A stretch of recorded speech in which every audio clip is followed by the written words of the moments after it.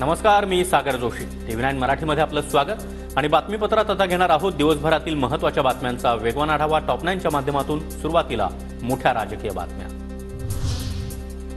बीडमध्ये मनसे अध्यक्ष राज ठाकरेंच्या ताफ्यासमोर शिवसैनिकांचा राडा.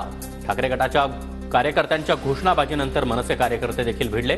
गोंधळ करणारे कार्यकर्ते पोलिसांच्या ताब्यात. ठाकरे गटाच्या कार्यकर्त्यांनी राज ठाकरेंच्या गाडीसमोर लाल सुपाऱ्या फेकल्या. सुपारीबाद चले जावच्या घोषणा. काही काळ तणाव. सुरुवात तुम्ही केलीत, आता शेवट आम्ही करणार. बीडमधील ठाकरे गटाच्या राड्यानंतर मनसेच्या संदीप देशपांडेंचा इशारा. येत्या 17 तारखेला लाडकी बहीण योजनेचे पैसे महिलांच्या खात्यावर जमा होणार. रक्षाबंधनापूर्वीच लाभार्थ्यांना 2 महिन्याचे 3,000 रुपये मिळणार. अजित पवारांची घोषणा. लाडकी बहीण योजनेचा अभ्यास आम्ही केलाय. ही योजना सुरू ठेवायची असेल तर आमची बटणं दाबा. अजित पवार यांचं वक्तव्य.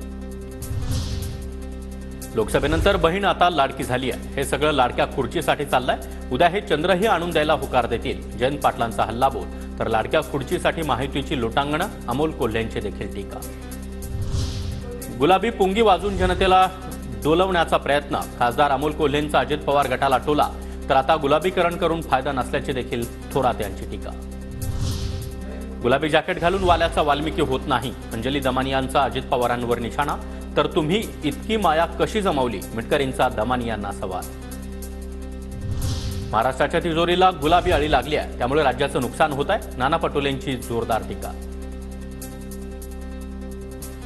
आमच्याकडे महाराष्ट्रात कापसाची शेती केली जाते, त्याच्यावरही गुलाबी अळी येते.